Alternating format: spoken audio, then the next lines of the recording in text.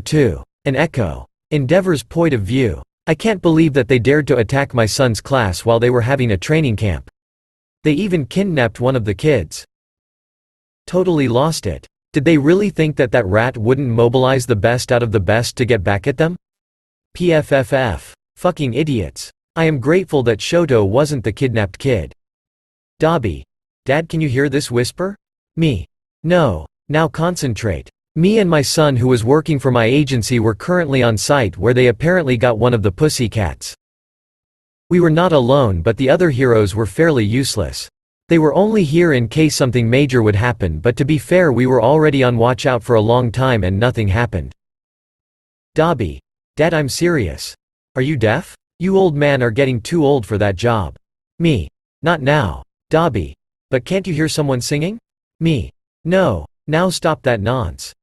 It was at that moment that I indeed could hear something. Although it was faint, I could hear it if I concentrated on it. It sounded like a boy's voice. Young but not completely a child. If I had to take a wild guess, it would be around my other son's age. Dabi. Oh, so you do hear it, old fart. Me. Damn to ya. Mind your tongue when we are out. Dabi. Yeah. Me. The voice was getting weaker and I couldn't even make out what it was saying. The direction it was coming from was definitely the building we were supposed to raid. However, this voice sounded like a distance echo more than someone being close or inside there. It was a wonder we could even pick it up from outside. Maybe it was the echo coming through the vent system that we could hear, or maybe the kid was on the other side of this wall, who knows. What is a kid doing there? We have to get the kid out now. Who knows what they did to him? Poor little fella. We have to go in now. I will make them pay for what they did. Me. These motherfucking villains got a kid too. Dabi. Now who is supposed to watch their language? Me. You really coming at me for that now? Dabi. Yes. When else? Me. Tisk. Before I could say more, me and my son went in the building, not even carrying for the go signal of the other heroes. Realistically speaking, we didn't need them at all. We had enough firepower together to burn everything down, and although my son had a foul mouth, he is a good hero. Once we were inside, we both couldn't believe what we saw. There were creatures all around us, but they were in some kind of tube filled with liquid. From the description we got, it were Nomus, and the amount we had in front of us was scary. Dabi. Dad, the pussycat is here. Me. Get her out, I'll go and have a look around. Dabi. Got it. I'll be back. The pussycat member was definitely in one of the tubes too.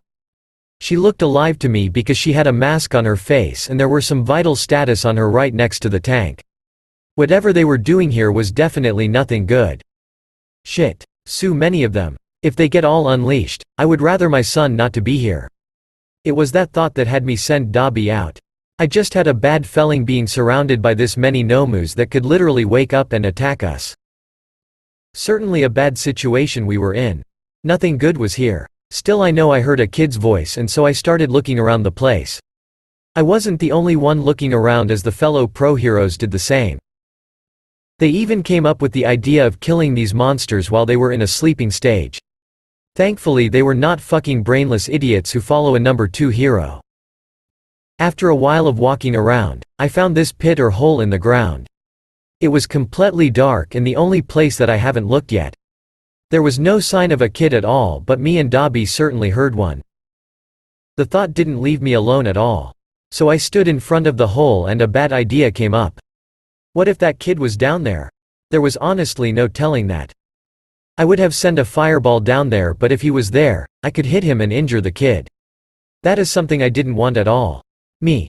Hello? I heard my voice echo from the walls and it resembled the same echo we heard from outside. So this made the idea only more plausible, but as I came to that conclusion a shiver went down my spine. Damn these villains. If I get them in my hands, I'll toast them. How can they put a kid in there? Fucking hell. How long is he down there? I hope I am wrong, but there was no kid otherwise in this building. No. He has to be down there. I decided to form a small fireball, it was the size of a firefly, and send it down. The fire went down a bit and I could already see that it was about 5 meters deep and it was still going on, but the flame went out, which meant it must be freezing down there. If there was a kid, I had to save him ASAP. Who knows for how long he is down there. Me. Hello, I am pro-hero Endeavor. Don't be afraid to talk to me. It was worth a try asking the kid to talk. Perhaps he was scared of me, he couldn't after all know who I was. Hello? A small hello echoed back. It was definitely the voice of a weak kid down there. Hearing his voice made me even more furious and I felt all the flames on me getting hotter and more intense. Dobby. I'm back, Coffin Dodger. Don't get angry. Don't get more angry. It's just his loose tongue which I would love to cut off sometimes. Just don't get more angry. There is a kid down there that need you. Dobby. Did you find him, Pops? I looked at my son and then to the pit and I could see his eyes widen in disbelief.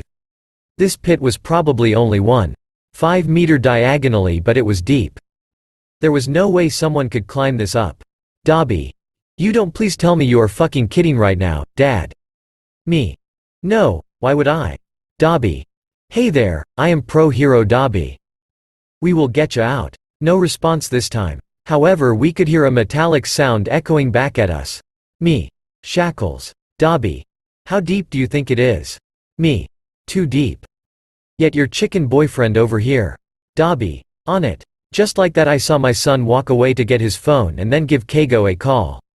He might be my working college but he was my son's boyfriend too. If my son was happy with that chicken then so be it, but the moment that chicken makes him sad, he will be toast. Me. Kid, you still there?